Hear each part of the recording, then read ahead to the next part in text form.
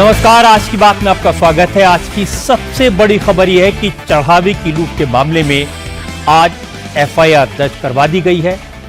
Ayodhya police ने रामलला के चढ़ावे में लूट करने वाले अनुकल्प मिश्रा और लवकुश मिश्रा को हिरासत में भी ले लिया है।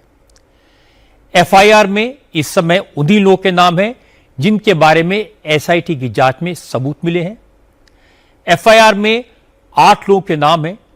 ये वो लोग हैं जो एसआईटी की जांच के दौरान सीसीटीवी फुटेज में चढ़ावे की गिनती करते हुए नोटों की गड्डियां जेब में डालते हुए दिखाई दिए थे।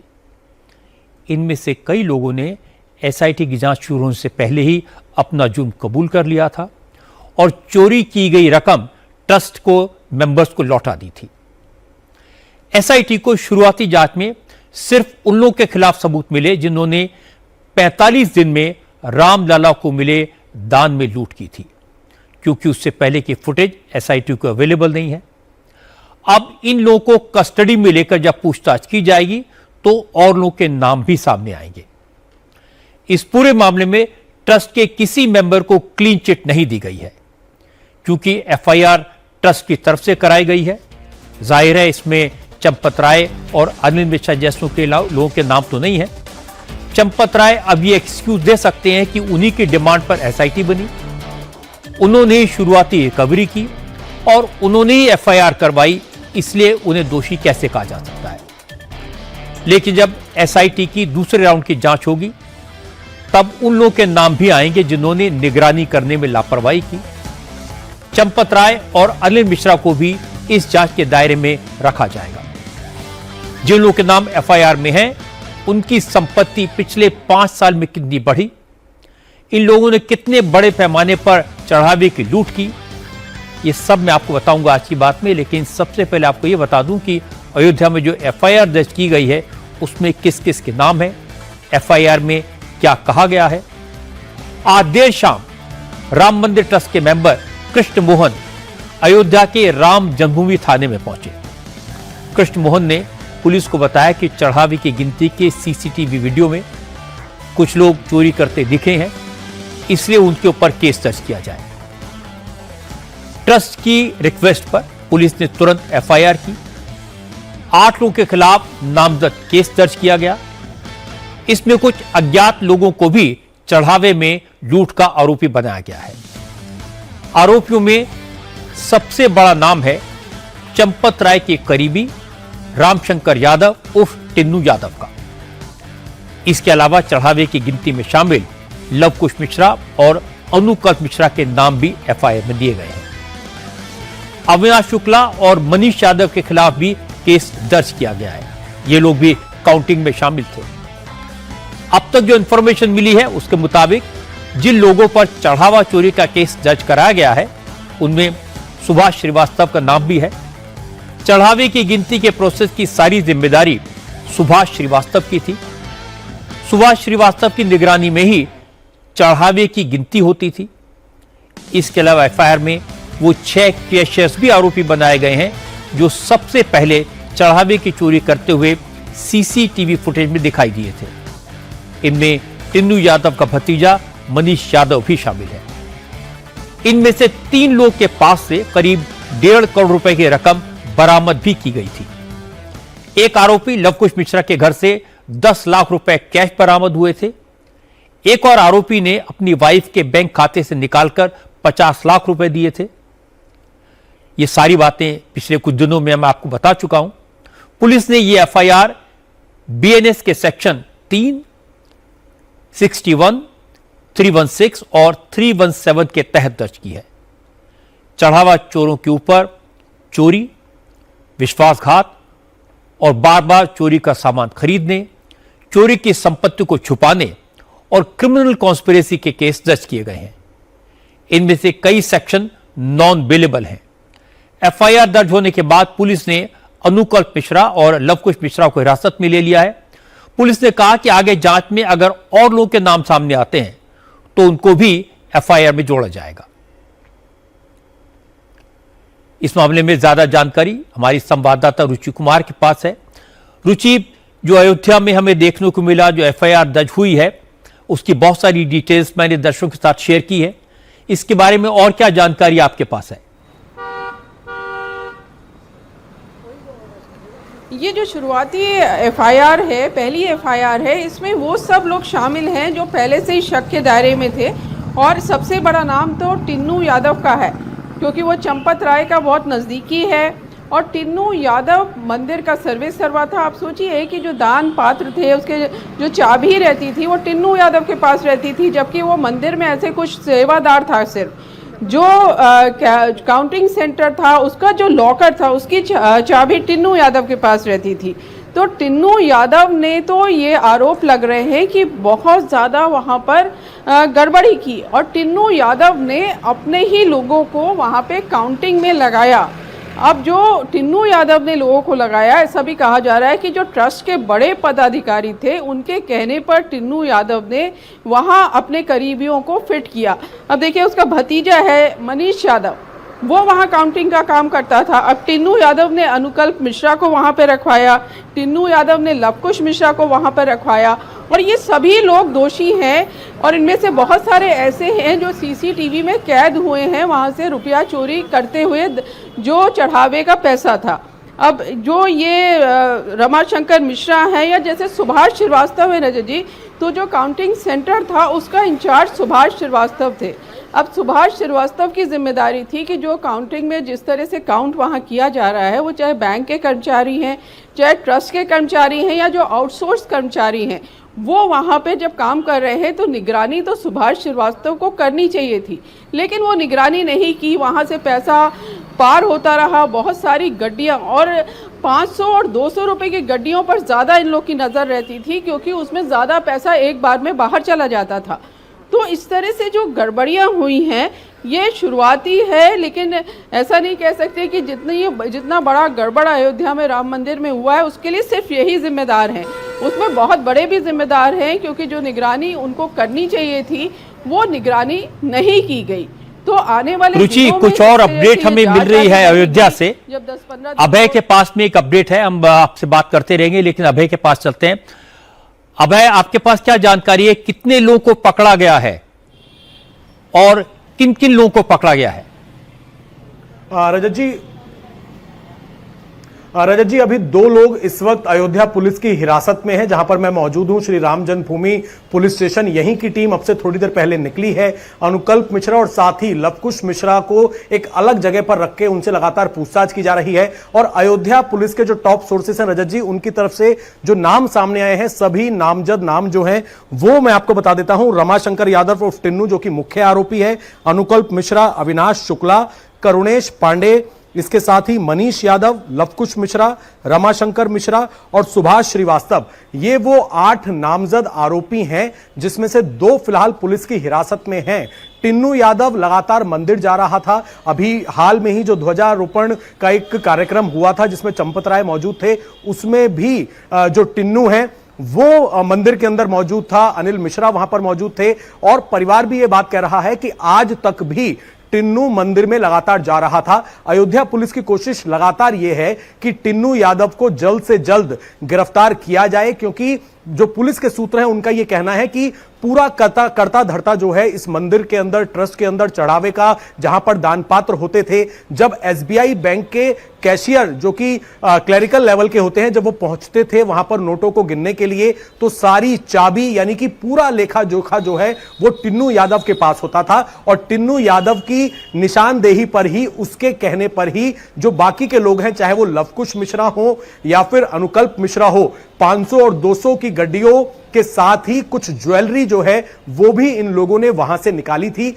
कुछ सीसीटीवी फुटेज एसआईटी के हाथ लगी थी। तो उम्मीद यह की जा रही है कि आज रात तक ही टिन्नू यादव को भी अयोध्या पुलिस हिरासत में ले ले, क्योंकि जब टिन्नू यादव को हिरासत में ले लिया जाएगा तब पता लगेगा कि टिन्नू यादव को, जो कि चंपत राय का सबसे करीबी है, और उसको किस बिना पर इतनी ज्यादा जिम्मेदारी मंदिर के अंदर दे दी गई थी। वो जिस मर्जी को चाहता था, अपने रिश्तेदारों को या किसी को भी मर्जी चलती थी टिन्नू यादव की कि किसी को अंदर सेवादार के तौर पर रखना है, किसी को हायर करना है, जो कि एसबीआई बैंक के साथ, बैंक के लोगों के साथ मिलकर नोटों की गिनती करेंगे। ये सब कुछ टिन्नू यादव के हाथ में होता था। तो क्या सिर्फ टिन्नू यादव ही ये सारा खेल कर रहा था, या फिर टिन्नू यादव के ऊपर ट्रस्ट के कुछ बहुत सीनियर लोग भी इसके अंदर शामिल हो सकते हैं। इसीलिए कोशिश है कि टिन्नू यादव को आज रात या कल सुबह तक अयोध्या पुलिस। अब आप इस पर नजर रखिए, हम विशाल के पास चलते हैं। विशाल के पास कुछ अपडेट है। विशाल, क्या जानकारी आपके पास में, क्या कुछ और लोगों को भी डिटेन किया गया है? रजत जी, अभी तक की जो जानकारी है उसके मुताबिक अनुकल्प मिश्रा और उसके करीबी रिश्तेदार लवकुश मिश्रा को हिरासत में ले लिया गया है। और जो हमारे पास जानकारी एक्सक्लूसिव है रजत जी, वो अपने दर्शकों को हम बता देते हैं कि कैसे ट्रस्ट के लोगों को शक होता है कि यहाँ पर चोरी का ये पूरा गड़बड़ झाड़ा चल रहा है। तो हमारे जो टॉप सोर्सेज हैं उन्होंने हमको कंफर्म किया है कि ट्रस्ट के लोगों को जब इस चोरी की जानकारी हुई, उनको इस बात का शक हुआ, वो इस बात से हुआ कि जो दान पेटिका राम मंदिर के अयोध्या में लगी हुई है, उस दान पेटिका में चूंकि सबका साइज जो है, सबकी जो डेप्थ है वो लगभग बराबर है। और ये माना जाता है कि जब एक किसी दान पेटिका में पूरा पैसा भर जाता है, अमूमन चाहे नोट 500 के हो, 200 के हो या फिर कोई भी डिनोमिनेशन के हो, उसमें आमतौर पे ये माना जाता है कि लगभग 5 से 5.5 लाख रुपए के करीब दान पेटिका में आता है। लेकिन शुरुआत में जब इन लोगों ने, आरोपियों ने चोरी शुरू किया तो चोरी का जो लेवल था वो कम था। ट्रस्ट के लोगों को इसकी जानकारी नहीं हो पाई, भनक तक नहीं लगी। लेकिन जब उनका दुस्साहस इतना ज्यादा बढ़ गया क्योंकि निगरानी सही से नहीं हो रही थी, या यूं कहा जाए कि निगरानी करने वाले ही चोरी में लगे हुए थे, तो आरोपियों ने इतनी ज्यादा चोरी शुरू कर दी कि 5.5 लाख रुपए जहां पर दान पेटिका में निकलना चाहिए था,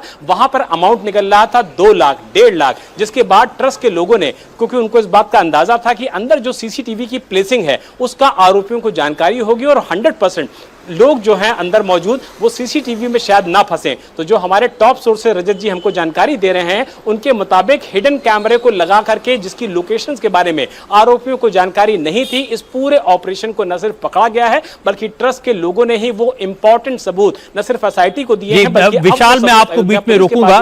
अब रुचि, ये जानकारी मिल रही है कि टिन्नू यादव के अलावा जो बाकी लोग हैं, जो आरोपी हैं, उनको राम मंदिर में ही एक कमरे में रखा गया है। क्या है जानकारी आपके पास?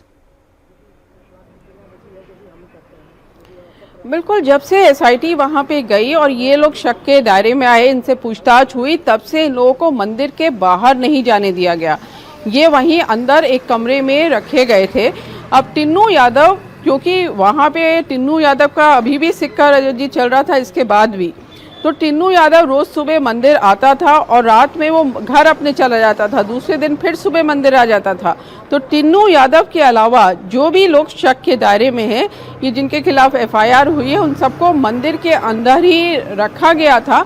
तो गिरफ्तारी इनकी कोई मुश्किल होगी ऐसा नहीं लगता। और टिन्नू यादव को भी पकड़ना पुलिस के लिए कोई बहुत मुश्किल काम नहीं होना चाहिए। अब जब ये सारे लोग हैं तो अब एक चीज़ भी समझी जा सकती है रजत जी कि अब केवल एसआईटी जांच नहीं करेगी, अब पुलिस भी इस मामले में, क्योंकि ये जो सब अरेस्ट हुए, जो सब अरेस्ट होंगे जिनका नाम एफआईआर में है, तो उनसे भी पूछताछ पुलिस करेगी। तो जो अयोध्या की पुलिस है उसकी जांच भी साथ में चलेगी। तो आने वाले दिनों में ये उम्मीद की जानी चाहिए कि जांच में काफ़ी ज़्यादा तेज़ी आएगी और भी लोग जो आरोपी हैं उनको जल्दी से जल्दी सज़ा दी जाएगी और जो श्रद्धालुओं का पैसा है उसका सच क्या है ये सबके सामने आएगा। तो फिलहाल अभी कहा जा रहा है कि क्योंकि लवकुश पुलिस के पास है तो उसकी गिरफ्तारी अभी पुलिस ने कागजों में नहीं दिखाई है, लेकिन वो पुलिस के पास मौजूद है और उसको एक तरह से आप कह सकते हैं कि अरेस्ट कर लिया गया है लवकुश यादव को। रुचि, जब शुरुआती दौर में ये खबर आई थी सामने तो ये भी पता चला था कि जैसे ही चंपत राय को पता चला कि कुछ लोगों ने चोरी की है तो अपने कुछ लोगों के साथ लोकल पुलिस को लेकर उनके पास गए थे और फिर बहुत सारे लोगों से रिकवरी की गई थी। किसी से 80 लाख मिले, किसी के बैंक अकाउंट से 50 लाख मिले। तो ये जो लोग गिरफ्तार किए गए हैं या जिनके नाम एफआईआर में हैं, ये वही लोग हैं जिनसे रिकवरी की गई थी? बिल्कुल, देखिए इसमें पहला जो नाम है लवकुश मिश्रा का, तो लवकुश मिश्रा का जो घर है वहाँ पर अयोध्या के पास एक गांव में, वहाँ पर ये बताया गया कि चंपत राय कुछ पुलिस वालों को लेकर अपनी सिक्योरिटी लेकर वहाँ पे गए थे और जो गोबर का ढेर था उसमें से 10 लाख रुपए वहाँ पर बरामद कराए गए थे। ऐसा कहा गया। तो इनमें से बहुत सारे नाम ये भी कहा गया कि मनीष यादव के पास से बहुत ज़्यादा पैसा बरामद हुआ, रामशंकर मिश्रा के पास से बहुत सारा पैसा बरामद हुआ, अविनाश शुक्ला के नाम से बहुत सारा पैसा बरामद हुआ। लेकिन सबसे बड़ी बात ये थी कि पैसा बरामद हो रहा था, पुलिस को ले जाया जा रहा था, लेकिन कोई भी एफआईआर इस मामले में नहीं की गई। जबकि पैसा बरामद किया गया तो जाहिर है कि पुलिस को एफआईआर करना चाहिए कि घर से गोबर के ढेर से पैसा बरामद हुआ है, 10 लाख रुपया बरामद हुआ है। लेकिन शुरू में क्योंकि मामला दबाने की कोशिश की, एफआईआर नहीं हुई। अब पहली एफआईआर इसको आप कहेंगे जो आज एफआईआर हुई है, तो ये इसमें से बहुत सारे ऐसे नाम हैं जिनके घर से पैसा बरामद किया गया। मैं आपको बता देता हूं, मेरी जानकारी है कि इनमें से एक व्यक्ति ऐसा है जिसके पास से 80 लाख रुपए मिले थे और उसने एडमिट किया था कि मैंने ये राम मंदिर के दान पात्र से जो जब काउंटिंग हो रही थी उससे चुराए हैं, और वो 80 लाख रुपए उसने वापस कर दिए थे। एक दूसरे व्यक्ति को पकड़ा गया था, उसने कहा कि हां मैंने चोरी की है लेकिन पैसा मेरे पास नहीं है, मैंने अपनी वाइफ के नाम से बैंक में अकाउंट खोलकर उसमें पैसे जमा करा दिए और 2 लाख रुपए हर महीने वो जमा कराता था, तो वो पैसा भी उससे रिकवर किया गया। और ये सारे लोग हैं क्योंकि इनके बारे में सबूत हैं, तो ये शुरुआती जांच है और शुरुआती एफआईआर, इसलिए इन सब लोगों के नाम इसमें हैं। रुचि ने जो बताया कि जिन लोगों की एफआईआर दर्ज की गई, जिन लोगों के नाम दर्ज है, उन सबको अभी मंदिर में ही रखा गया है। सिर्फ टिन्नू यादव ही मंदिर परिसर से बाहर है, हो सकता है उसके पास में एडवांस जानकारी हो, लेकिन जो 8 के 8 लोग हैं उनकी गिरफ्तारी हो सकती है। जो नाम एफआईआर में है, जो अभय पाराशर ने में जानकारी दी है, वो नाम आपको एक बार फिर से बता देता हूं। टिन्नू यादव, अनुकल्प मिश्रा और लवकुश मिश्रा। इनमें ये जो अनुकल्प और लवकुश मिश्रा है, इन्हें गिरफ्तार किया जा चुका है, ये पुलिस की कस्टडी में है। इसके अलावा और जो नाम है, करुणेश पांडे, सुभाष श्रीवास्तव, अविनाश शुक्ला, मनीष यादव, इन सब के खिलाफ नामजद एफआईआर दर्ज की गई है। और अभी अभी यह खबर भी आई कि लवकुश मिश्रा और अनुकल्प मिश्रा से पूछताछ की जा रही है। करीब 2 घंटे से इनसे पुलिस पूछताछ कर रही है और इनके जरिए और जानकारी हासिल होगी। एक बार फिर अभय मिश्रा के पास चलते हैं। अभय, कुछ और जानकारी आपके पास में है, कुछ अपडेट आप दे सकते हैं? रजत जी, अभी हमारी बात हुई है, यहाँ के एसएसपी हैं गौरव ग्रोवर, उन्होंने साफ तौर पे ये कहा है कि एफआईआर दर्ज करने के बाद जो अभी फॉर्मल अरेस्टिंग है उसमें अभी समय लगेगा।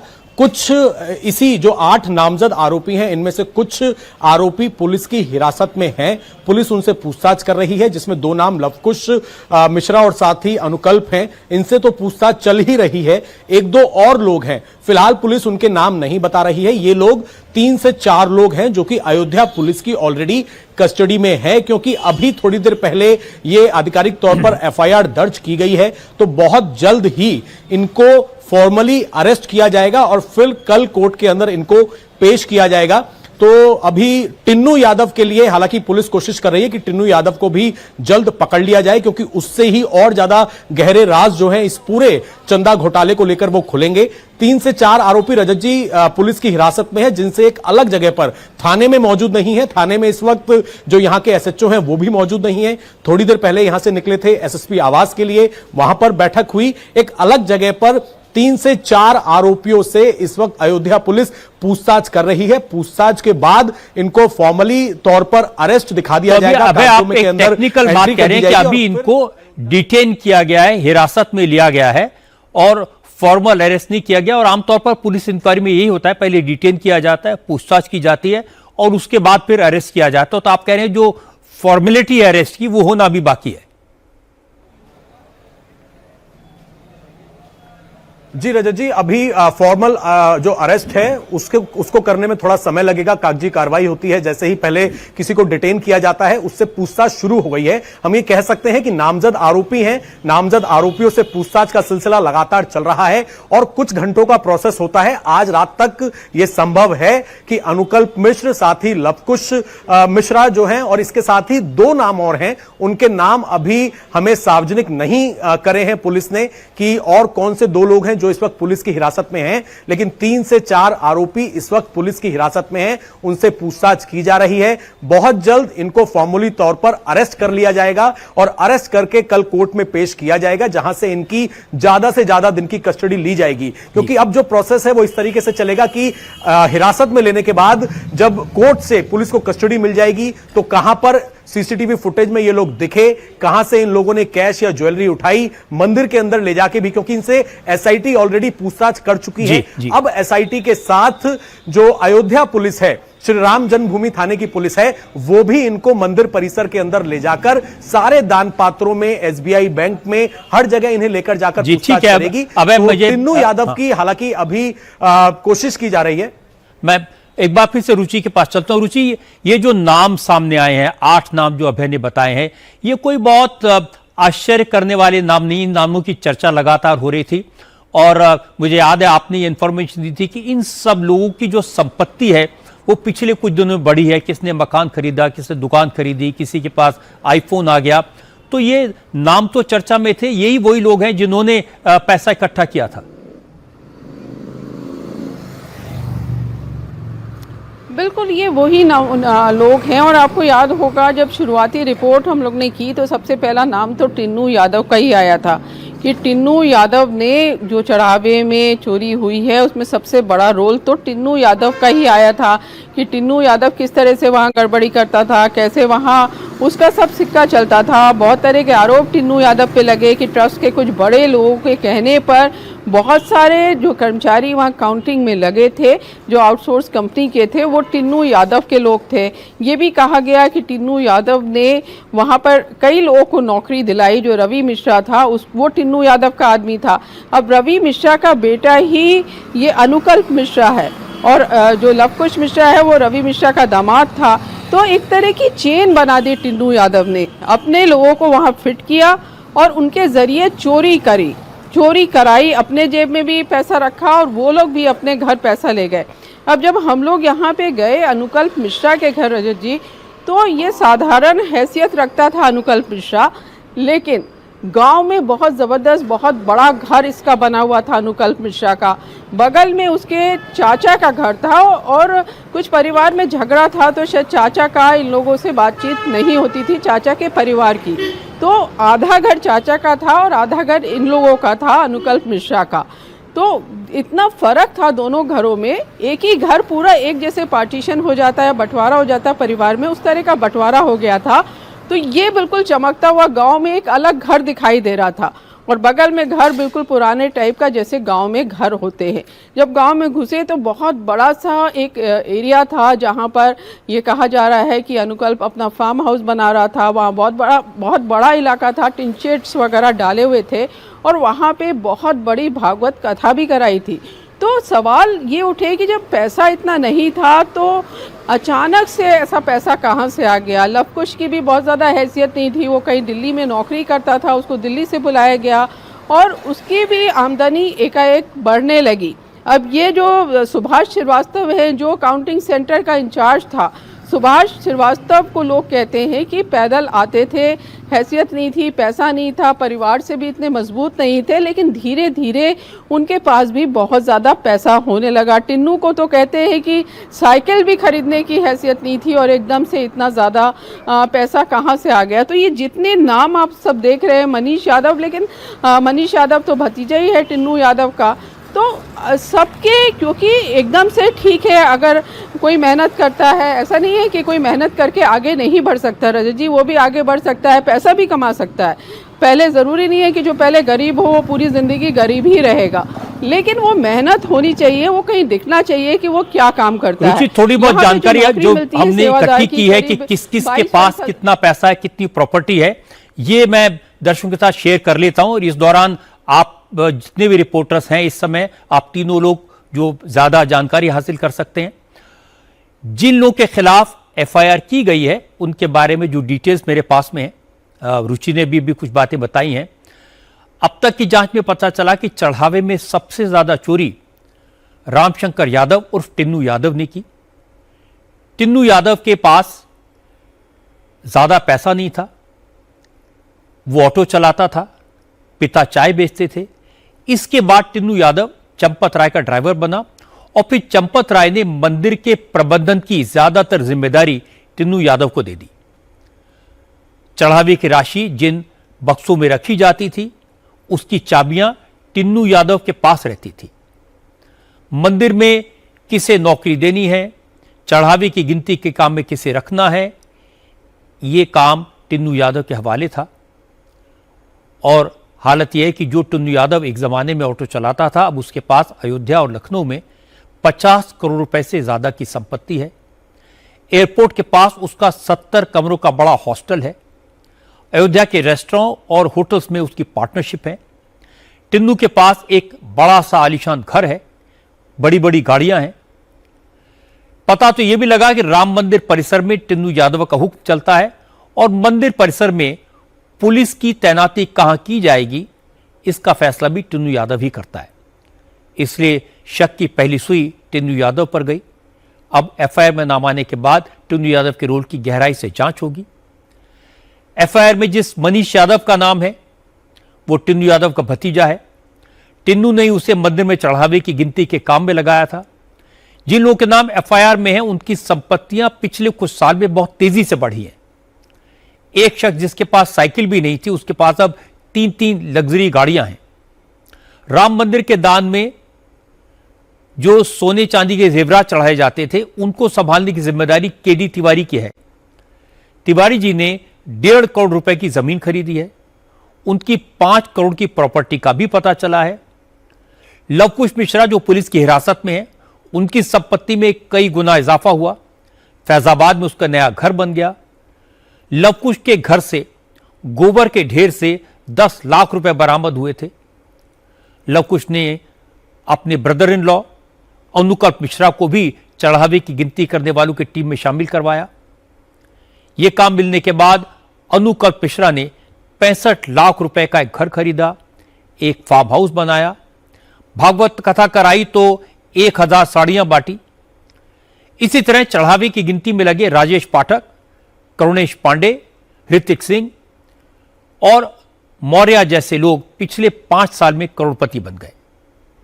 इनमें से टिन्नू यादव, अनुकल्प मिश्रा, लवकुश मिश्रा, करुणेश पांडे, सुभाष श्रीवास्तव, अविनाश शुक्ला, मनीष यादव और रमाशंकर मिश्रा के खिलाफ तो एफआईआर दर्ज हो गई है। बाकी लोगों की कुंडली अभी खंगाली जा रही है। हालांकि लोगों का राम मंदिर में बढ़ते प्रभाव और उनकी संपत्ति को देखकर रामलला के भक्तों पर इनसे पहले से शक था। हैदराबाद के श्रीनिवास शास्त्री ने कहा कि वो राम मंदिर आंदोलन के वक्त से लगातार अयोध्या आते हैं। मंदिर बनने के बाद रोज रामलला को लड्डुओं का भोग लगाते थे, भक्तों में बांटते थे, लेकिन भोग लगाने से पहले उन्हें टिन्नू यादव की परमिशन लेनी पड़ती थी। श्रीनिवास शास्त्री ने कहा कि टिन्नू यादव ड्राइवर था, लेकिन बाद में मंदिर में उसकी ही चलने लगी और यह देखकर उन्हें दुख होता था, लेकिन वो कुछ कर नहीं सकते थे। मैं टिन्नू से था, मैं पहले से टिन्नू के उसका कैरेक्टर से मैं अपोजिट करता हूँ। ऐसा आदमी को नहीं देना है। ऐसा आदमी वो पढ़ने वाला नहीं है, वो ऑटो ड्राइवर है। वो ड्राइवर को कैसा उतना जिम्मेदार कैसा देते? टिन्नू को उस वक्त जब शिलान्यास के दौरान आप आए थे उस वक्त टिन्नू का क्या कद था, उसे क्या जिम्मेदारी दी हुई थी? वो पूरा काम उन्होंने देख रहा है अंदर। मैं लड्डू बांटने जा रहा हूँ, उसका उन्होंने आके परमिशन देना मेरे को। रोज भगवान को लड्डू भोग लगा के मैं बांटता था पहले। उन्होंने उसको फोन करके उन्होंने बताते छोड़ दिया अंदर। उतना जिम्मेदार दिया। क्या बोलते अच्छा, वो पढ़ने वाले को अच्छा दिए तो वो उतना बड़ा प्रोजेक्ट है। आपको उस वक्त टिन्नू पर किस तरीके का शक रहता था? मतलब उसमें जैसे आप कह रहे हैं उसके हाव भाव से कैसा शक रहता था? मैं वो ठीक नहीं है उन्होंने, क्या बोलते उसको उतना ठीक नहीं है। ऐसा आदमी को कई को दिया, कैसा दिया चंपत जी ने, इतना बड़ा आदमी। वो ऐसा लोगों को कई को एंटरटेन कर रहा है ये लोग। जिम्मेदार, इतना जिम्मेदार क्या है, पूरा उसका हाथ में है। अभी इतना है मेरे शॉक हो गया। अरे इतना कई को करा ये लोग। भगवान धर्म का प्रतिरूप है राम जी ने। वो राम जी का दान दिया, वो लोग इतने प्यार से दिया लोग। हाँ, उतना डिस्टर्बेंस करा बोले तो बहुत, मैं कैसा बता रहा हूँ नहीं आ रहा मेरे को, बहुत दर्द दे रहा मन। जिन लोगों के खिलाफ एफआईआर दर्ज हुई है उनकी संपत्ति कैसे बढ़ी ये मैंने आपको बता दिया, लेकिन सवाल यह है कि ट्रस्ट के महासचिव चंपत राय और ट्रस्ट के मेंबर अनिल मिश्रा को जांच के दायरे में लाया जाएगा या नहीं? यह सवाल हमारे संवाददाता अमित पालित ने विश्व हिंदू परिषद के अंतर्राष्ट्रीय अध्यक्ष आलोक कुमार से आज सुबह पूछा था। आलोक कुमार ने जवाब संभल कर दिया। उन्होंने कहा कि ट्रस्ट के अध्यक्ष महंत नृत्य गोपाल दास जी और दूसरे संतों पर तो किसने उंगली नहीं उठाई।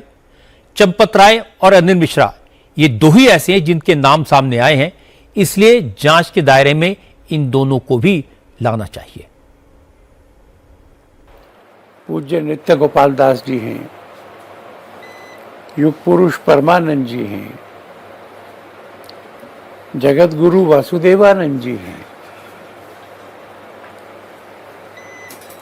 ये सब लोग एमिनेंटली रेस्पेक्टेबल हैं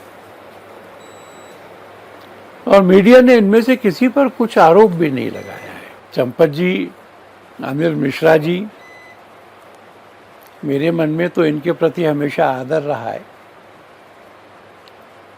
पर वो आदर मुझे ये कहने में बाधा नहीं बनता कि अगर कुछ आरोप लगे हैं तो उनकी जांच होनी चाहिए। चंपत जी का नाम और अनिल मिश्रा जी का नाम, इसके अलावा दो नाम आप नहीं यही दो है। और किसी माने जो आरोप लगाए जा रहे हैं वो इन दोनों पे ही लगाए जा रहे हैं। उनके प्रति मेरे मन में सदैव आदर रहा है, इसलिए मेरा आदर या किसी की उनके प्रति घृणा ये एक निष्पक्ष जांच के रास्ते में बाधा नहीं बननी चाहिए। एक नाम और सामने निकल कर आया आलोक जी, वो था रामशंकर यादव उर्फ टिन्नू यादव। अब ये जो व्यक्ति है, इसके बारे में कोई आपको जानकारी है? क्योंकि बताया जाता है चंपत राय जी के ड्राइवर हैं, बहुत करीबी हैं, जिनको बाद में राम मंदिर में सेवा के लिए रखा गया। मेरा अयोध्या से डे टू डे का संबंध नहीं है। कभी जाना हुआ तो मुलाकात हुई? मैं खूब जाता हूँ, पर टिन्नू यादव को मैं मिला हूँ मुझे पता नहीं। ये बात सही है कि सबसे ज्यादा उंगलियां चंपत राय और अनिल मिश्रा पर ही उठ रही हैं। मंदिर की सारी व्यवस्थाओं और पैसे के हिसाब किताब की जिम्मेदारी इन्हीं दोनों की है। चंपत राय की नीयत साफ हो सकती है, लेकिन उन्होंने लापरवाही की, चोरी होती रही, उन्हीं के करीबी ये पाप करते रहे।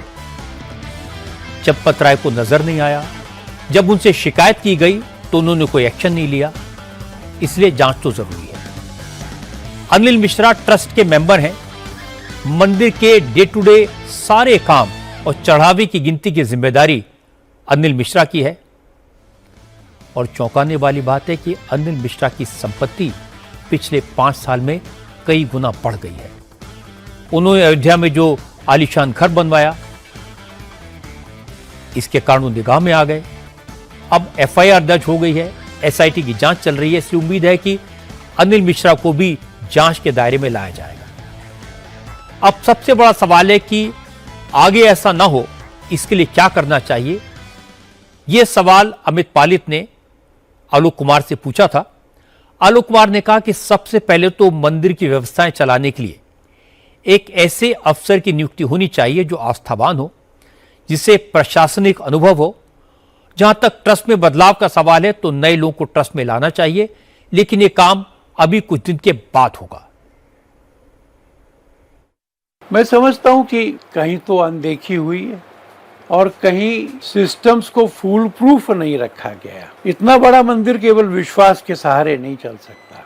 इसलिए हमारी तो राय ये है कि जिनको इस सब का अनुभव है, प्रशासन चलाना जानते हैं, ऐसे किसी व्यक्ति की भी वहाँ पर आवश्यकता है।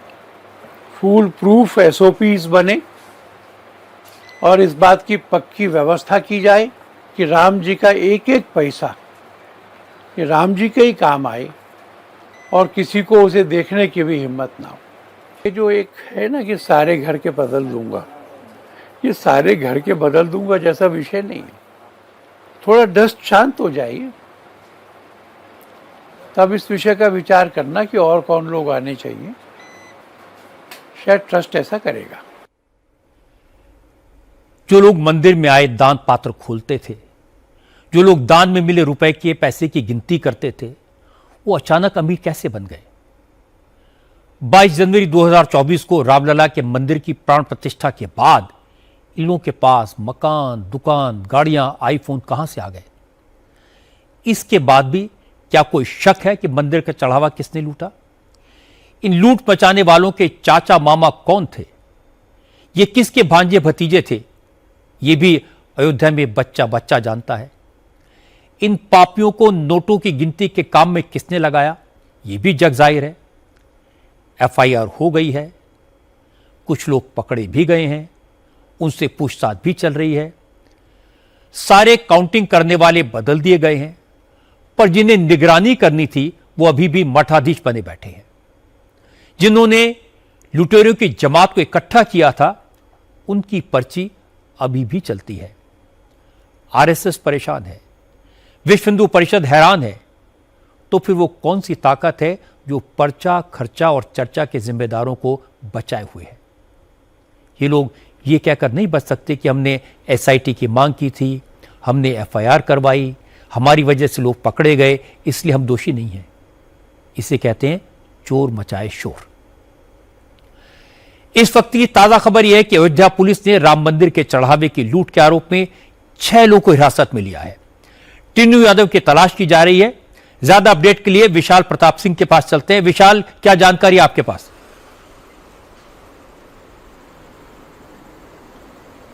रजत जी, लगातार इस पूरे मामले में चूंकि लगातार खबरें आ रही हैं, तो हमारी जो यूपी पुलिस के सीनियर ऑफिसर्स हैं उनसे बातचीत हुई है और उन्होंने इस बात को अब से कुछ देर पहले कंफर्म किया है कि अयोध्या चढ़ावा चोरी मामले में कुल 6 आरोपी, पहले था कि 2 आरोपी हिरासत में हैं, अनुकल्प मिश्रा, लवकुश मिश्रा। अब यह बताया जा रहा है कि 4 आरोपी और जिनके ऊपर कैश गिनने की जिम्मेदारी थी और जिनके ऊपर ये निगरानी करने की जिम्मेदारी थी। कैश काउंटर की दरअसल जो जिम्मेदारी थी वो सुभाष श्रीवास्तव के पास थी और सुभाष श्रीवास्तव भी जब इन्हीं लोगों के साथ मिल गया तो फाइनली अब सुभाष श्रीवास्तव को भी हिरासत में ले लिया गया है। यानी कि कुल 4 ऐसे लोग हैं जिनके ऊपर कैश गिनने की जिम्मेदारी थी, बैंक तक उन्हें सुरक्षित पहुंचाने की जिम्मेदारी थी। उन 4 कर्मचारियों को हिरासत में लिया गया है अयोध्या पुलिस द्वारा। और 2 ऐसे लोग हैं, लवकुश मिश्रा और अनुकल्प मिश्रा, जो कि एक दूसरे के क्लोज रिलेटिव भी हैं, इन दोनों को भी हिरासत में लिया गया है क्योंकि लवकुश मिश्रा का जो अयोध्या के रुदौली गांव में घर है, वहां से ट्रस्ट के पदाधिकारियों की मौजूदगी में, पुलिस की मौजूदगी में गोबर के ढेर से 10 लाख रुपए बरामद किए गए थे। इसके अलावा 80 लाख रुपए बरामद किए गए थे उसके सगे बहनोई यानी कि अनुकल्प मिश्रा के घर से। और ये जो बरामदगी हुई थी, इस दौरान भी पुलिस मौजूद थी और ट्रस्ट के लोग मौजूद थे। और जो हमारी जानकारी है रजत जी, उसके मुताबिक लगभग 1.5 से 1.25 करोड़ रुपए की जो नकदी है यानी कि कैश जो है, वो इन सभी आरोपियों के पास से पुलिस अब तक बरामद कर चुकी है। यानी कि अगर 1.5 और 1.25 करोड़ रुपए पुलिस अपने पास बरामद करती है तो अंदाजा लगाया जा सकता है कि इन लोगों ने अपने रिश्तेदारों के पास, क्लोज लोगों के पास इन्वेस्टमेंट के तौर पर, या यूं कहा जाए कि जो मोबाइल फोन हुआ, गाड़ी हुआ, उन सबको खरीदने में कितना उस पैसे को कंज्यूम किया होगा, कैश को कंज्यूम किया होगा। इसीलिए पुलिस के साथ साथ एसआईटी इस बात को न सिर्फ ताकीद कर रही है बल्कि उनकी लिस्ट भी तैयार कर रही है कि पिछले 6 महीने से लेकर के 1 साल के बीच में इन सभी आरोपियों की जो प्रॉपर्टीज है, चाहे वो मूवेबल हो चाहे वो इमूवेबल हो, उन सारी प्रॉपर्टीज में कितना ज्यादा इजाफा हुआ है और कौन कौन सी प्रॉपर्टीज इन्होंने पिछले कुछ समय में अर्जित की है। क्योंकि दरअसल जो लोग मोटरसाइकिल से चला करते थे उनके पास बड़ी बड़ी गाड़ियां आ गई, 300 लाख की गाड़ियां आ गई। जो लोग एक तरीके से लवकुश मिश्रा के जब घर पे हम रजत जी गए थे तो हमने देखा कि उसका जो पैतृक आवास है वहां पर टीन पड़ी हुई है, वहां पर कोई गैस का चूल्हा नहीं है, वहां पर चूल्हा रखा हुआ है जिसमें लकड़ी के जरिए खाना बनाया जाता है। तो अंदाजा लगाइए कि अगर पैतृक घर में स्थिति यह है और उस आदमी के पास उन्हीं कंडों से 10 लाख रुपए बरामद हो रहा है तो यह बिल्कुल सवाल उठेगा कि ये 10 लाख रुपए कहां से आया। तो ऐसे में मनीष यादव, जो कि टिन्नू यादव का भतीजा बताया जा रहा है, उसकी भी जो भूमिका है वो बहुत ज्यादा संदिग्ध है क्योंकि उसने भी टिन्नू यादव के कहने पे लाखों रुपए की पैसों की चोरी की है। और टिन्नू यादव के बारे में जो एक्सक्लूसिव जानकारी रजत जी हमारे पास है वो ये है कि चढ़ावे में चोरी, चंदे की चोरी के अलावा जो वीआईपी पास बनता है अयोध्या में मंदिर में दर्शन करने के लिए, उसमें साफ साफ लिखा होता है कि वो पूरी तरीके से निःशुल्क है, हिंदी में, और फ्री है। ये बात इंग्लिश में लिखी होती थी, लेकिन बावजूद इसके वो लोगों को जो जरूरतमंद होते थे, दूर दराज से आते थे दर्शन करने के लिए रामलला के, उनसे लाखों की रकम डकारता था, लाखों की रकम वसूलता था। और जो आभूषण चढ़ते थे, सोना चढ़ता था, चांदी चढ़ता था, उसकी तो वो रिसीविंग भी नहीं देता था। तो अंदाजा लगाइए कि ये पूरा जो मामला है, पूरा जो गोरख धंधा है, ये कितना ज्यादा बड़ा है, कितना व्यापक है। और सबसे ज्यादा जो चैलेंज है पुलिस के सामने, एसआईटी के सामने, वो ये है कि ये गोरख धंधा, काला धंधा कब से चल रहा था? 6 महीने से, 1 साल से, 2 साल से, महाकुंभ के पहले। विशाल, हम इंतजार करेंगे आप पुलिस से कुछ और जानकारी हासिल करें। इन लोगों से पूछताछ में क्या पता चला, जिन लोगों को हिरासत में लिया गया उनसे क्या पूछताछ की गई। दर्शकों को एक बार मैं बता देता हूं कि राम मंदिर में चढ़ावे की लूट करने वाले अब पुलिस के शिकंजे में हैं। जिन 8 लोगों के खिलाफ नामजद एफआईआर दर्ज की गई है, उनमें से 6 लोगों को पुलिस ने हिरासत में ले लिया है। कई लोगों को इस वक्त राम मंदिर के परिसर में ही रखा गया है, उनसे वहीं पूछताछ की जा रही है। टिन्नू यादव अभी भी पुलिस की गिरफ्त से दूर है, उसकी तलाश की जा रही है।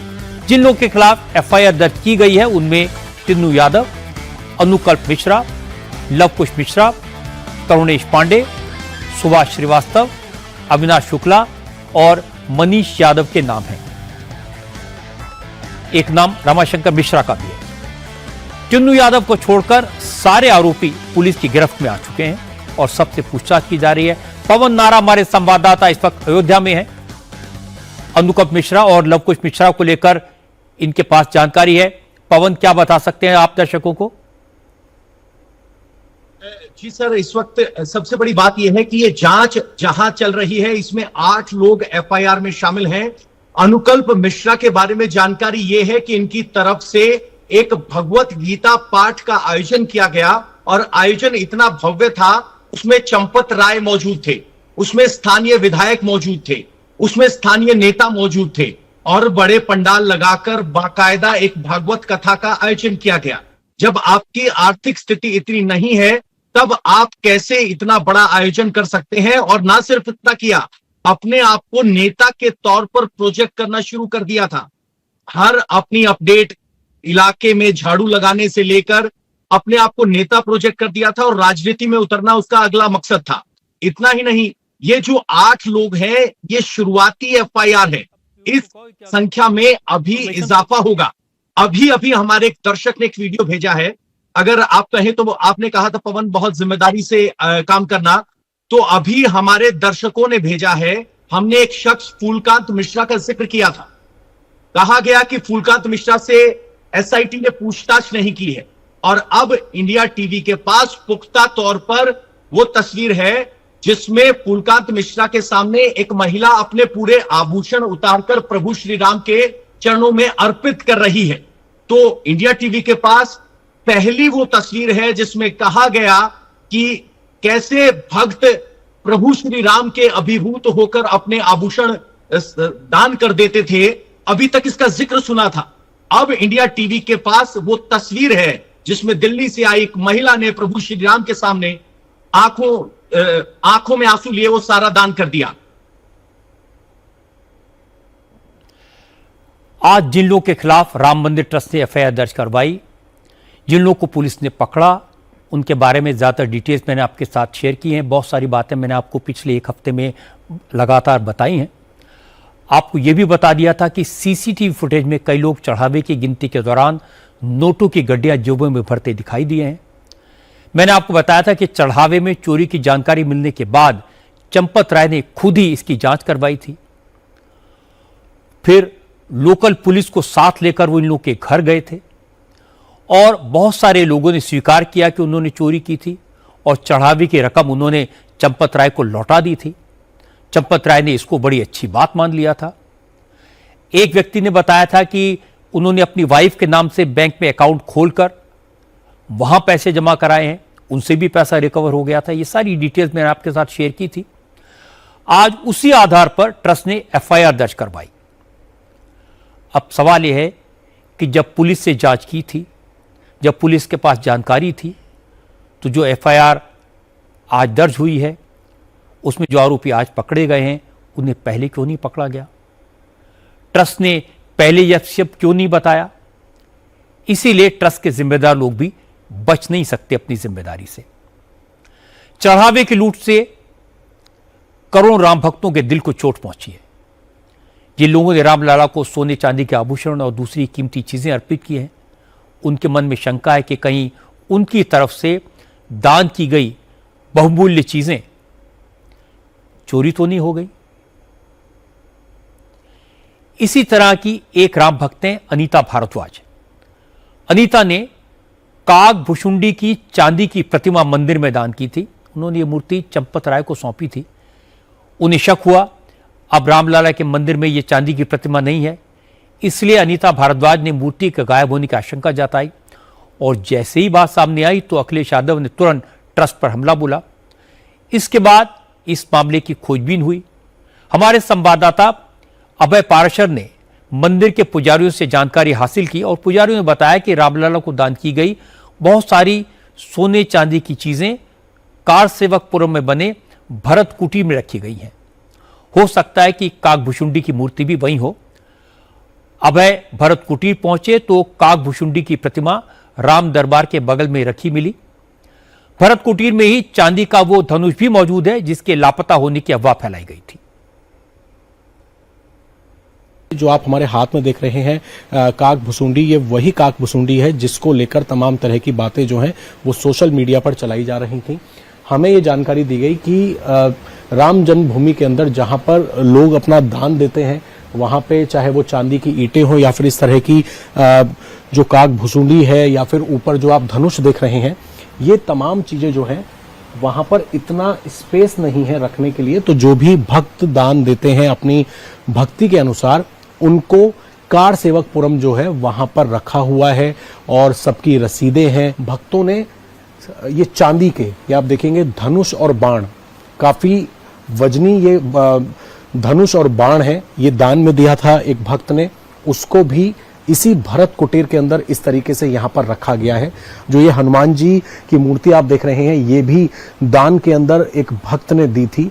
तो वहां पर स्पेस कम होने की वजह से जो भक्तों द्वारा दान करी हुई चीजें हैं भरत कुटीर में, जो यहाँ के मुखिया हैं उनका साफ तौर पे ये कहना है कि सभी चीजें जो हैं वो संभाल कर रखी गई हैं। अगर किसी को ये शंका है कि किसी ने कुछ दान दिया था और उसको ये लग रहा है कि वो चीज कहां पर है, तो वो कार सेवकपुरम में आकर इस तरीके से अपनी चीजों को देख सकते हैं।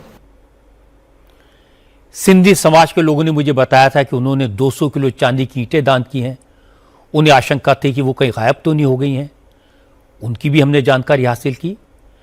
राम मंदिर ट्रस्ट की तरफ से बताया गया कि चांदी की ईंटें भी सुरक्षित हैं। उन्हें आधे किलो के ब्लॉक्स की शक्ल में रखा गया है। कार सेवकपुरम के प्रभारी शिवदास ने बताया कि हर भक्त यही चाहता है कि उसका चढ़ावा रामलला के मंदिर में रहे, लेकिन वहां इतनी जगह नहीं है, इसलिए भक्तों की तरफ से दान में मिली बहुत सारी चीजें भरत कुटीर में रखी गई हैं और यहां कोई भी आकर इन्हें देख सकता है। कागभुशुंडी जी देखिए प्रत्यक्ष यहाँ रखे हैं। ये कार सेवकपुरम में भगवान का मंदिर है। यहाँ भी जितने सामान है देखिए, चांदी के धनुष बाण यहाँ सामने रखे हैं। धनुष रखी है, बाण रखा है, गदा रखे हैं, बड़े बड़े ताले आए हैं कुंटल कुंटल के बड़े मंदिर में लगने के लिए। घंटे आए हैं, कई कुंटलों के घंटे हैं। तो ये सब उपयोग नहीं, लेकिन यहाँ सब सुरक्षित रखा है। ये समाज के अंदर जो समाज विरोधी तत्व हैं एक भ्रम फैला रहे हैं, उनको एक मौका मिल गया है।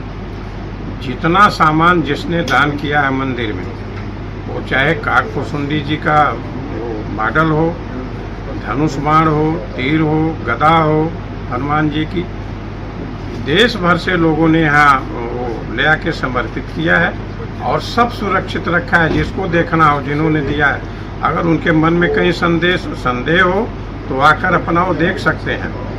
और जिन्होंने सोना चांदी बाकी दान किया है तो समय समय पर ट्रस्ट स्पर्श करता गया है। सबको उन्होंने उसकी रिसीविंग रसीद दी है, इंटरनेट पर उपलब्ध है। हमारे यहाँ जो इसके लिए हिसाब रखने वाले ऑडिटर हैं, अकाउंटेंट हैं, आकर कोई देख सकता है। आप सोचिए कि मंदिर में बहुत सारे से लोग हैं जो ईमानदार हैं, श्रद्धा से निष्ठा से अपना काम कर रहे हैं। इन सारी कंट्रोवर्सी से वो कितने हर्ट होंगे, कितना दुख उन्हें हुआ होगा, क्योंकि कागभुशुंडी की प्रतिमा मिल गई, तस्वीरें दिखा दी, तो भी राम भक्तों को तसल्ली नहीं है, बेचैनी है। थोड़ी देर पहले मैंने आपको हैदराबाद के श्रीनिवास शास्त्री की बात सुनवाई थी। श्रीनिवास शास्त्री ने राम मंदिर के शिलान्यास के वक्त रामलला को चांदी की चरण पादुकाएं, 5 चांदी की ईंटें और चांदी का धनुष दान किया था। रामलला को अर्पित करने से पहले वो ये सारी चीजें लेकर श्रीनिवास शास्त्री ने कन्याकुमारी से अयोध्या तक 8000 किलोमीटर की पद यात्रा की थी। वो उनसे भी सभी जगहों पर गए जहां जहां भगवान राम वनवास के दौरान गए थे। सारी वस्तुओं को सभी नदियों के जल से पवित्र किया और इसके बाद रामलला के चरणों में समर्पित कर दिया। ऐसी श्रद्धा, ऐसी भावना। श्रीनिवास शास्त्री ने बताया कि उनको चांदी की एक ईंट की रसीद तो मिली, बाकी चीजों की कोई रसीद नहीं दी गई। इसलिए जब उन्होंने चढ़ावे में लूट की खबर सुनी तभी से उनका मन आहत है, दुखी है। अभी ये जानकारी मिल रहा, बहुत मिस हो गया डोनेशन साइड से, बहुत दर्द दे रहा मेरे को मन। क्या बताओ, कीमत का बात नहीं है, बहुत प्यार से पूरा हर जगह में भारत में कितने कितने बड़ा बड़ा मंदिर है, वो पूरा मंदिर में पूरा नदी में स्नान करके पूरा मंदिर में पूजन करके लाके दे दिया। बहुत शंकराचार्य, श्रृंगेरी, कंची, पूरी, द्वारका, जोशीमठ, पूरा हर शंकराचार्य जी ने पूजन किया चरण पादुका। बहुत लोगों ने अभिषेक किया बड़ा बड़ा मंदिर में, इतना प्यार से मैं लाके दिया, बहुत दर्द हो रहा है मेरे। अभी जानकारी मिल रहा है चरण पादुका भी घूम गया बोल के दे, तो मेरे बहुत दर्द दे रहा। वो चांदनी का कीमत नहीं, वो बहुत लोग पूजन किया ना, बहुत पावरफुल चरण पादुका है। इतना तकलीफ लेके 8000 किलोमीटर में पैदल से आके दे दिया। वो रामेश्वरम से पैदल आया, रामेश्वरम से अयोध्या तक पैदल से आया। राम जी ने किधर किधर रुका हुआ, वो पूरा वो रास्ते पे 8000 किलोमीटर पैदल से पाद यात्रा करके आया अयोध्या। आपको ये अभी किसने जानकारी दी कि वो चरण पादुका और वो धनुष जो है वो गायब है, ये किसने बताया? और धनुष के बारे में चरण पादुका मिस हो गया, गुम गया बात आ रहा। आज चढ़ावे में चोरी के केस में एफआईआर दर्ज हो गई, आरोपियों की हिरासत में ले लिया गया है, कुछ और लोगों को पकड़ा जाएगा। राम भक्तों की उम्मीद तो जागेगी कि रामलला के चढ़ावे की लूट करने वालों को सजा जरूर मिलेगी। अब से थोड़ी देर पहले कल की धाम के पीठाधीश्वर आचार्य प्रमोद कृष्णम ने यह कहा कि एफआईआर में छोटे लोगों के नाम हैं। इस मामले में न्याय तभी होगा जब राम मंदिर ट्रस्ट के जिम्मेदार लोगों के खिलाफ एक्शन होगा। इसमें जिसका भी हाथ है और इन लोगों को जिस भी व्यक्ति का संरक्षण प्राप्त है, वो कितना भी बड़ा हो, बख्शा नहीं जाना चाहिए। और मैं एक निवेदन और करना चाहता हूं, क्योंकि ये आस्था, श्रद्धा और विश्वास का मामला है। कानून अपना फैसला करता रहेगा, लेकिन एक विश्वास को बनाए रखने के लिए लोगों की श्रद्धा को ध्यान में रखते हुए श्री राम जन्मभूमि ट्रस्ट के पदाधिकारियों को अपने पद से त्यागपत्र दे देना चाहिए। पद छोटा है, श्रद्धा बड़ी है। पद छोटा है, आस्था बड़ी है। पद छोटा है, सनातन बड़ा है।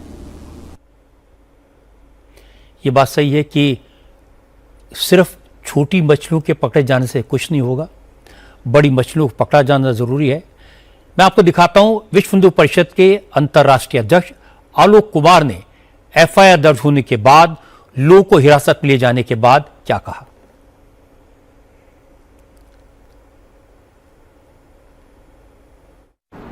हमने कहा था कि एफआईआर होनी चाहिए। एसआईटी की रिपोर्ट आ गई, उसमें कुछ लोगों के नाम हैं, कुछ एविडेंस है, एफआईआर होनी चाहिए। मेरी संतुष्टि ये है कि जब ट्रस्ट के लोगों को उन नामों की जानकारी मिली तो उसके बाद में उन्होंने एफआईआर फाइल करने में एक दिन की भी देरी नहीं लगाई, तुरंत फाइल किए। और ये तीसरा कदम है। पहला कदम था जब ट्रस्ट की ओर से चंपत जी ने मुख्यमंत्री जी से कहा कि एसआईटी बनाइए। दूसरा कदम था कि जब एसआईटी पहुंची तो चंपत जी ने कहा आप मेरे से इन्वेस्टिगेशन शुरू करिए, मैं आपके सवालों का उत्तर देता हूं। और ये तीसरा कदम है। मुझे प्रसन्नता है कि एफआईआर हो गई।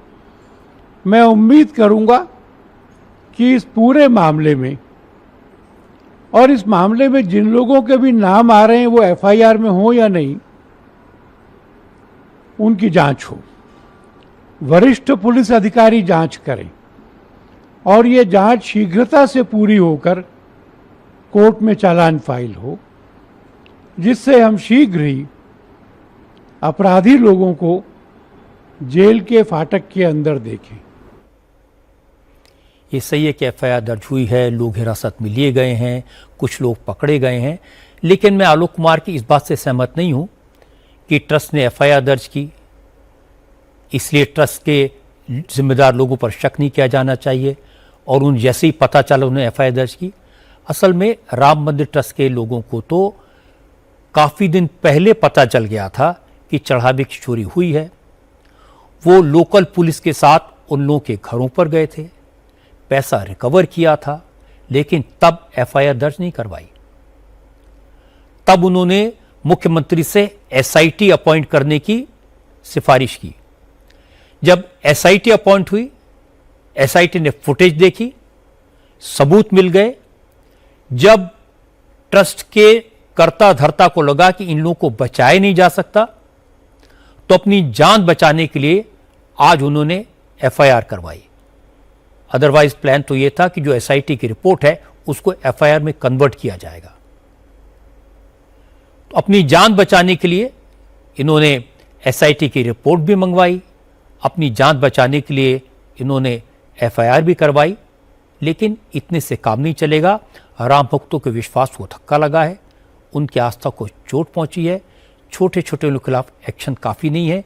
जिन लोगों ने चोरी की, जिन लोगों ने भावना के साथ खिलवाड़ किया, उन्हें तो पकड़ा जाना चाहिए, लेकिन इस तरह का पाप करने की छूट जिसने दी, जिसने इन लोगों को मंदिर में अपॉइंट किया, जिन लोगों पर रामलला के खजाने की निगरानी की जिम्मेदारी है, वो लोग आंख मूंद कर बैठे रहे और फिर जब चोरी की जानकारी मिल गई तो उसे दबाने की कोशिश की। इसलिए जब तक ट्रस्ट के जिम्मेदार लोगों के खिलाफ एक्शन नहीं होगा, तब तक इस पाप का दाग धुल नहीं पाएगा। अब बात करते हैं महाराष्ट्र की राजनीति की। महाराष्ट्र विधानसभा में यूनिफॉर्म सिविल कोड को लेकर चर्चा शुरू हुई, लेकिन बात भारत में शरीयत लागू करने की डिमांड तक पहुंच गई। अजित पवार की एनसीपी की विधायक सना मलिक ने कहा कि यूसीसी के रेफरेंस में बार बार 4 शादियों का हवाला दिया जाता है, बार बार पाकिस्तान का जिक्र होता है। ऐसा दिखाने की कोशिश हो रही है जैसे सिर्फ मुसलमान ही एक से ज्यादा शादियां करते हैं। सना मलिक ने कहा कि पाकिस्तान में तो शरीयत के हिसाब से नियम कानून बने हैं, भारत में भी ऐसा ही होना चाहिए। मुसलमान कुरान को फॉलो करते हैं, अगर भारत में शरीयत के हिसाब से कानून बने तो मुसलमान इसे वेलकम करेंगे। इस तरीके का अत्याचार सिर्फ मुस्लिम महिलाओं के ऊपर हो रहा है। दूसरा, पॉलीगैमी मुस्लिम्स में अलाउड है मुस्लिम लॉ अंतर्गत।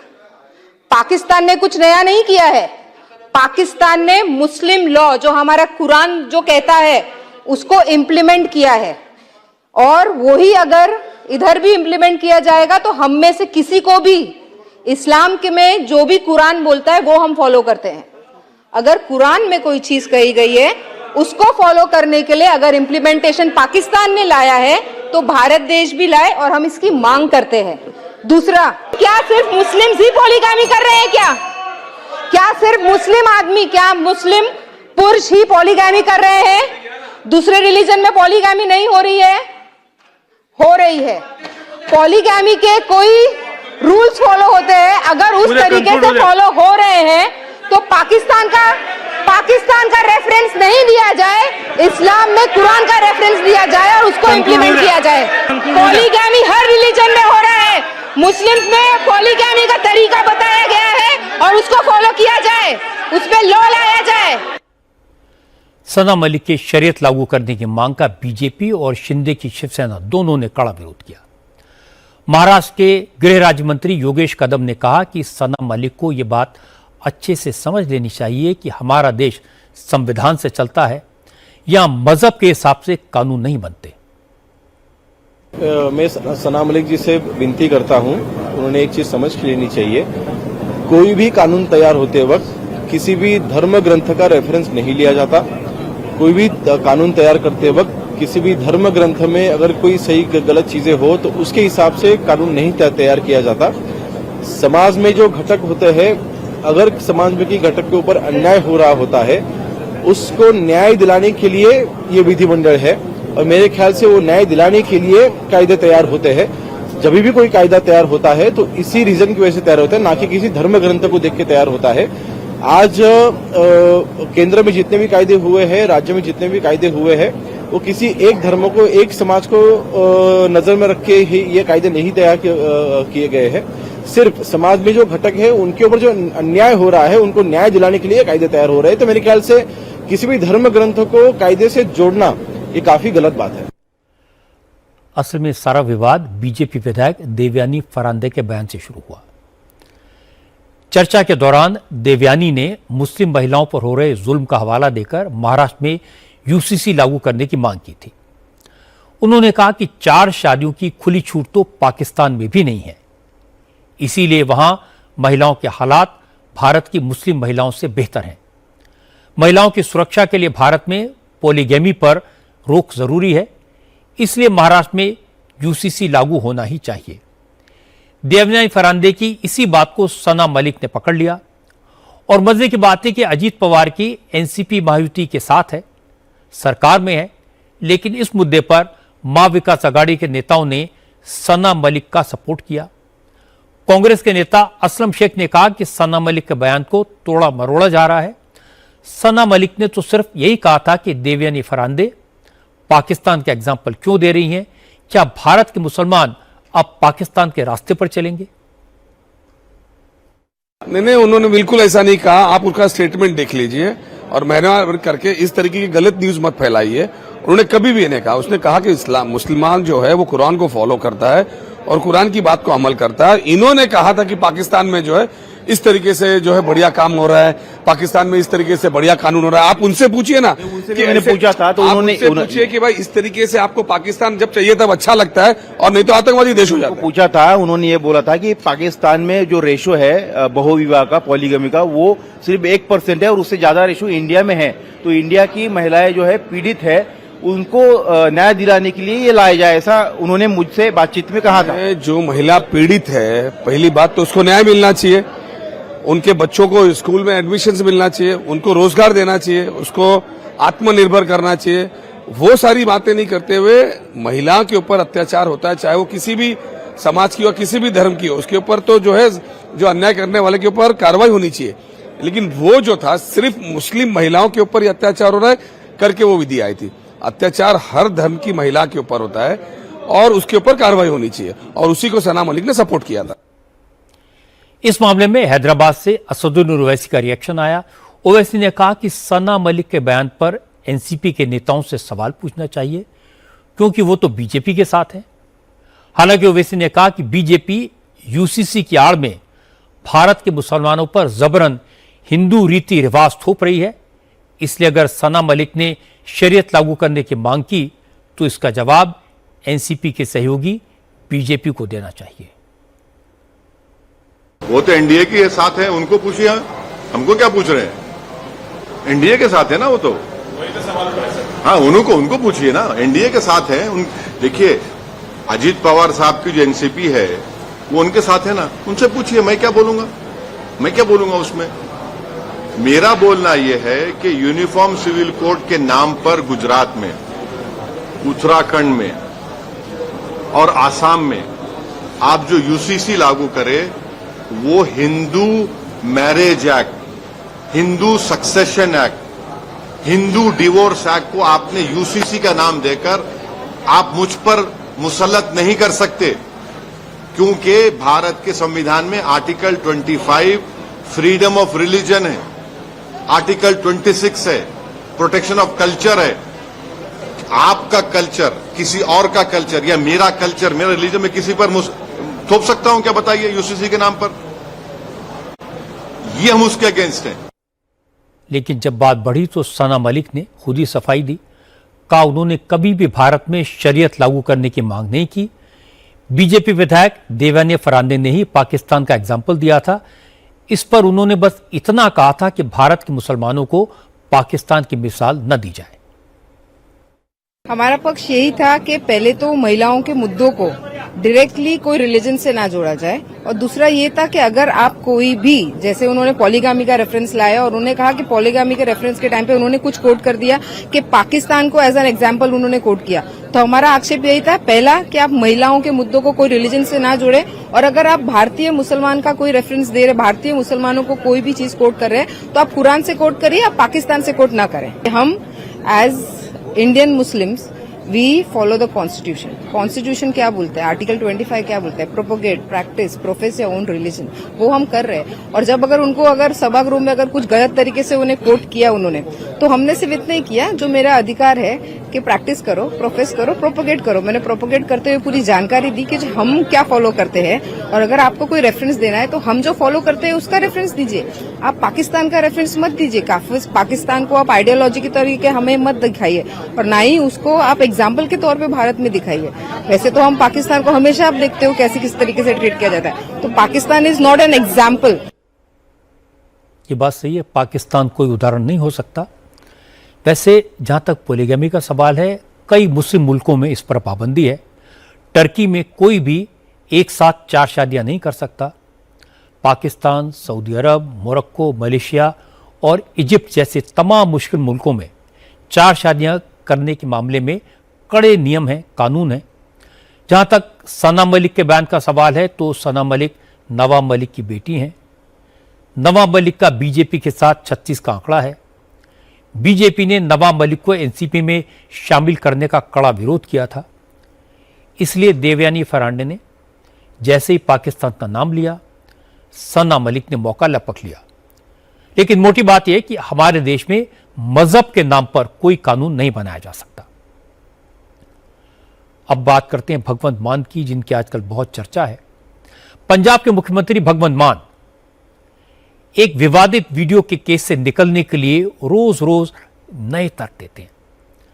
आज वो पूरी तैयारी के साथ मीडिया में आए, दावा किया कि जिस वीडियो को लेकर उनके ऊपर गुरु साहिबान की बेअदबी का आरोप लगाया जा रहा है, वो वीडियो किसी दूसरे शख्स का है। उनका मास्क पहनाकर एक्टिंग करवाकर उसे शूट किया गया। भगवंत मान ने सबूत के तौर पर एक वीडियो मीडिया को दिखाया। भगवंत मान ने कहा कि वीडियो में दिख रहा ये शख्स होटल के कमरे में उनके चेहरे वाला मास्क पहन रहा है। चूंकि मास्क के जरिए आंखें तो नहीं छुपाई जा सकती, इसलिए शख्स ने चश्मा पहन लिया। भगवंत मान ने कहा कि उनके गले में ऑपरेशन के कट का निशान है, लेकिन वीडियो में ऐसा कोई निशान दिखाई नहीं दिया। इसलिए साफ है उन्हें बदनाम करने के लिए साजिश के तहत उनका मास्क पहनकर वीडियो बनाया गया। तो मेरे गल का निशान नहीं है, एक इत्थों बिल्कुल लाइन बन रही है, मास्क लगे हुआ है। नंबर 3 ते क्योंकि ये अखां नहीं लग सकदियां, मास्क तो बन जाता है, अखां नहीं बनदियां, तो फिर उन्हें ऐनक लाई है काली, ताकि अखां लुक जान। होटल का कमरा है, ये एप्सफोर्ड के किसी होटल की वीडियो है। होटल के कमरे दे विच गुरु साहब की फोटो कौन लाऊगा जी? होटल के कमरे में कौन लाउंदा फोटो जी, दसो। और कमरे की बनतर सारी होटलों वाली है, जी कि 2017-18 तो बाद के होटलों के विच आउण लगी है। इसके बाद भगवंत मान ने एक और वीडियो दिखाया। इस वीडियो में एक शख्स हाथ में मास्क पकड़े हुए दिख रहा था। उसके हाथ में जो मास्क था वो भगवंत मान के चेहरे जैसा ही दिखाई दे रहा था। भगवंत मान ने बताया ये शख्स कौन है। देखो ये जगमन समरा ये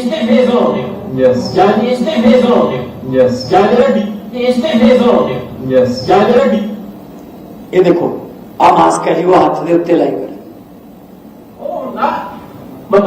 ये जिस दिन इन्हें डिलीवरी ली है उहदे कार दे विच वीडियो बनाई उन्होंने।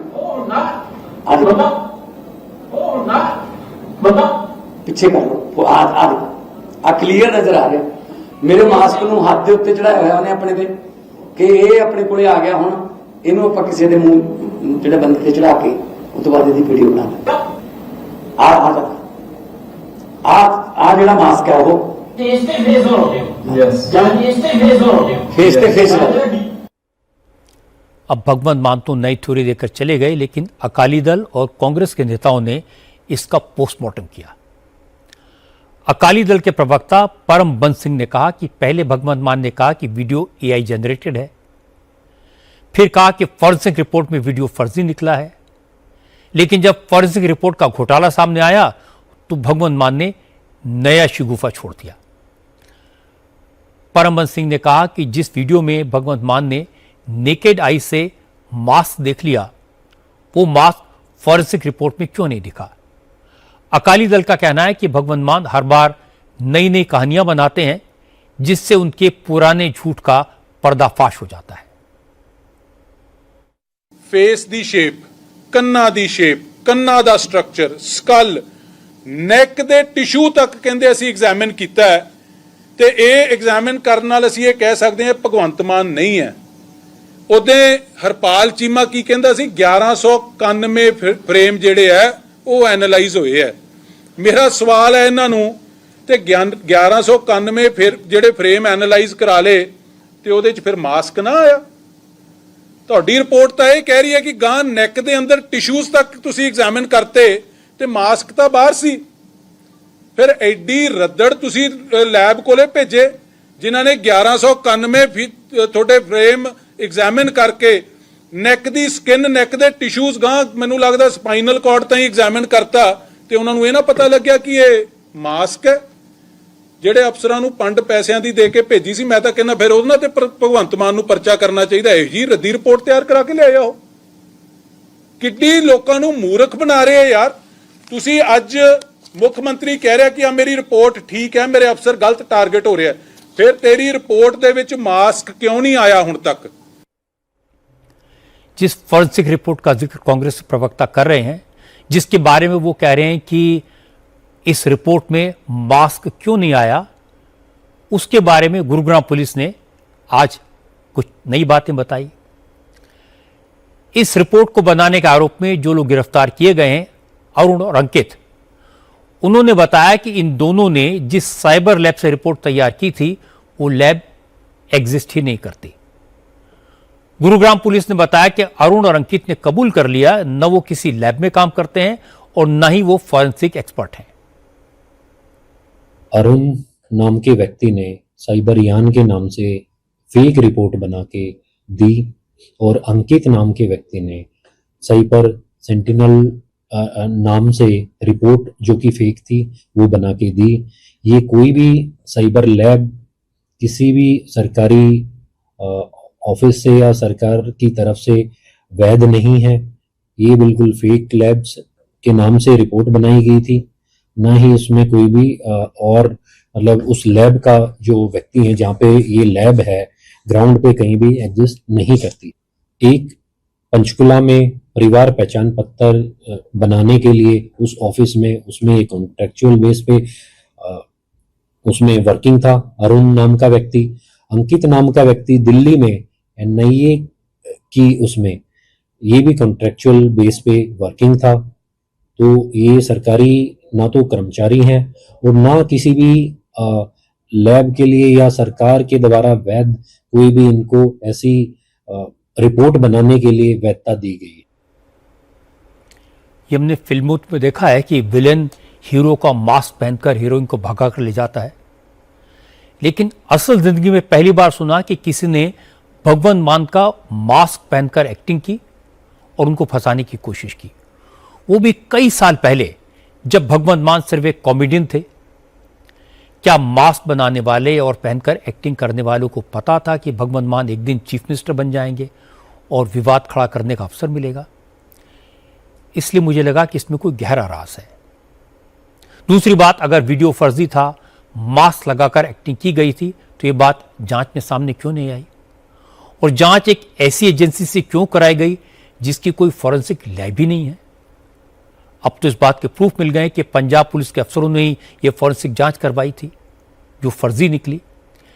इस फर्जी जांच के पीछे भी कोई ना कोई गहरा राज तो जरूर छुपा है। भारी बारिश और जगह जगह लैंडस्लाइड के कारण अरुणाचल प्रदेश में हालत बहुत खराब है। जो तस्वीरें आप देख रहे हैं ये अरुणाचल प्रदेश के केई पेन्योर जिले की हैं।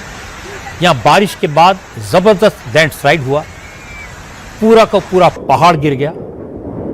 इसके कारण आसपास की नदियों में फ्लैश फ्लड आ गया। बाढ़ के पानी में कई गांव बह गए। सैलाब की चपेट में आने से बड़े बड़े पेड़ और पुल धराशायी हो गए। बाढ़ की चपेट में आने से एक महिला की मौत होने की खबर मिली है, जबकि 4 लोग अभी लापता हैं। क्योंकि ईटानगर से याचुली को जोड़ने वाला NH-13 भी बह गया है, इसलिए रेस्क्यू ऑपरेशन में काफी दिक्कत आ रही है। NDRF, SDRF की टीमें रेस्क्यू के काम में लगी हैं। एयरफोर्स को भी लगाया गया है। अरुणाचल प्रदेश में आई बाढ़ के कारण असम में भी बाढ़ का अलर्ट जारी किया गया है। लोगों से अपील की गई है कि वो नदी नालों से दूर रहें। मानहानि के केस में पहले भी माफी मांग चुके राहुल गांधी ने आज फिर माफी मांगी। इस बार राहुल गांधी को शिवराज सिंह चौहान के बेटे कार्तिकेय सिंह से माफी मांगनी पड़ी। यह मामला 8 साल पुराना है। 2018 में झुबुआ की चुनावी रैली में राहुल गांधी ने कहा था कि पनामा पेपर्स लीक में शिवराज सिंह चौहान के बेटे कार्तिकेय चौहान का भी नाम है। इसके बाद कार्तिकेय ने राहुल गांधी के खिलाफ डेफेमेशन का केस किया। कोर्ट ने इस केस में राहुल गांधी को कई बार समन किया, लेकिन वो पेश नहीं हुए। इसके बाद राहुल ने हाई कोर्ट में लिखकर दे दिया कि उनसे गलती हो गई थी। उन्होंने चुनावी रैली में जो कहा था उसमें उन्होंने गलती से कार्तिकेय सिंह चौहान का नाम ले लिया था। अगर इससे कार्तिकेय को दुख पहुंचा है तो इसके लिए उन्हें खेद है। कार्तिकेय चौहान ने राहुल गांधी की माफी को एक्सेप्ट कर लिया। शिवराज सिंह के बेटे पर राहुल गांधी ने झूठा आरोप लगाया, अपनी गलती मानी, बात खत्म हो गई। पर सोचने वाली बात है कि इतना ओपन एंड शट केस था, इसका फैसला होने में भी 8 साल लग गए। आखिर में एक नजर कल की बड़ी खबरों पर। अमित शाह कल नार्को कोऑर्डिनेशन सेंटर की बैठक लेंगे। 44 मंत्रालयों के अफसर शामिल होंगे। अरविंद केजरीवाल कल अयोध्या में रामलला के दर्शन करने जाएंगे। कल देश की पहली हाइड्रोजन ट्रेन का हाई स्पीड ट्रायल रन होगा। भारत और आयरलैंड के बीच कल सीरीज का पहला T20 मैच खेला जाएगा। आज की बात में इतना ही। मेरे आपसे अगली मुलाकात कल रात 8:30 बजे होगी।